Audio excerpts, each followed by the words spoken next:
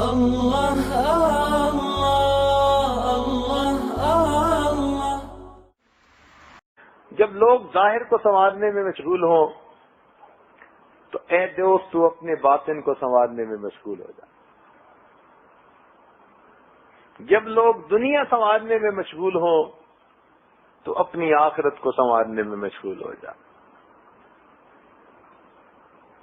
جب لوگ مخلوق کی محبت میں مشغول ہوں تو اپنے پروردگار کی محبت میں مشغول ہوں۔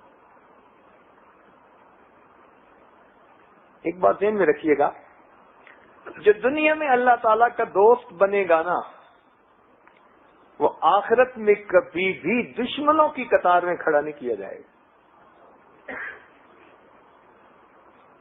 یہ کیسے ہو سکتا ہے کہ دنیا میں وہ اللہ کا دوست بنا اور اللہ تعالیٰ اس دوست کو آخرت میں دشمنوں کی قطار میں کھڑا کرے؟ یہ نہیں ہو سکتا۔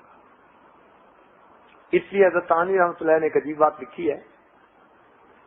وہ فرماتے ہیں کہ جو بندہ دل کی گہرائیوں سے دعا مانگے گا نا، اے اللہ مجھے نیک بنا دے، میں حاضر ہوں، مجھے پیشانی کے بالوں سے پکڑ کے نیکی کے رستے پہ چلا دے، جو یہ دعائیں مانگے گا نا، تو فرماتے ہیں کہ قیامت کے دن اللہ تعالیٰ اسے پوچھیں گے، اے میرے بندے تو نیک کیوں نہ بنا؟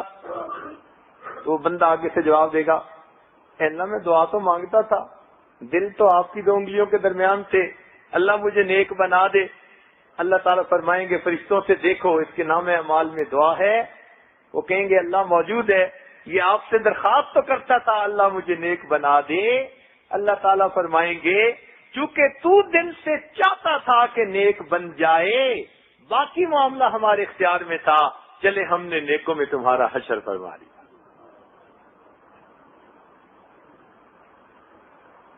تو دل سے ہم گہرائیوں سے نیت کر لیں کہ ہم نے نیک بننا ہے۔ لا الہ الا اللہ